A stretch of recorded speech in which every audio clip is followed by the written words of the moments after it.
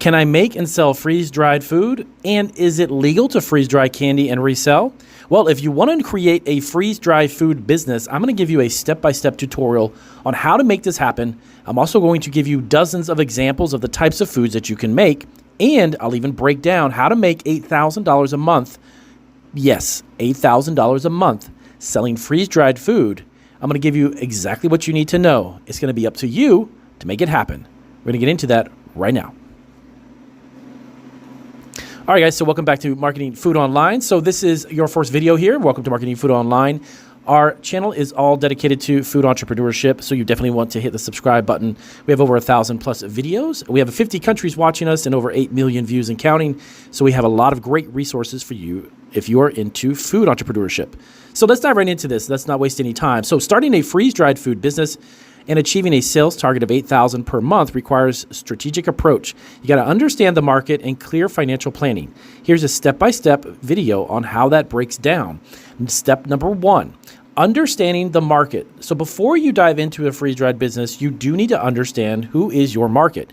So you want to research. You want to understand who your competitors are and what products they offer and what price points do they offer them as well. Target audience. So you want to define your target audience. Are they outdoor enthusiasts, maybe the emergency preppers, or everyday consumers looking for some additional food to have in case they need it in emergencies? You want to make sure that you understand that, because when you start to market it, as we touch on it a little bit later in the video, I'll explain to you a little bit of the marketing aspects of it, and you need to know who your consumer is. Number 2, product selection. So what is your unique selling proposition? So I mentioned these a lot in my other videos. It's known as the USP. You want to consider offering something different from what is available in the marketplace, or position your product uniquely.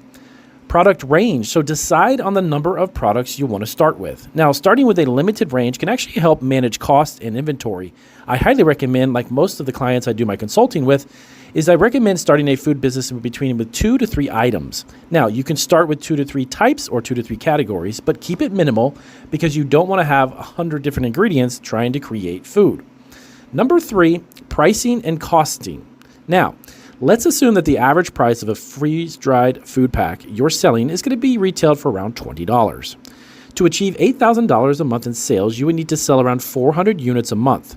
So basically taking your $8,000 goal and divide it by $20, you're going to get around 400 units. Now, stick with me because later on I'm going to explain how that's actually doable. You might be thinking, Damien, that sounds like a lot. That's not going to happen. Yes, it actually can. And when you break it down by day or even by week, you'll understand that 400 units is something you definitely can do. Step number 4, marketing and sales. All right, so branding. You want to develop a strong brand image. This includes a memorable name, a logo, and your packaging. Be sure to make it something eye-catching, because even if you are completely online in e-commerce, make sure your packaging grabs the attention of those who are scrolling through the internet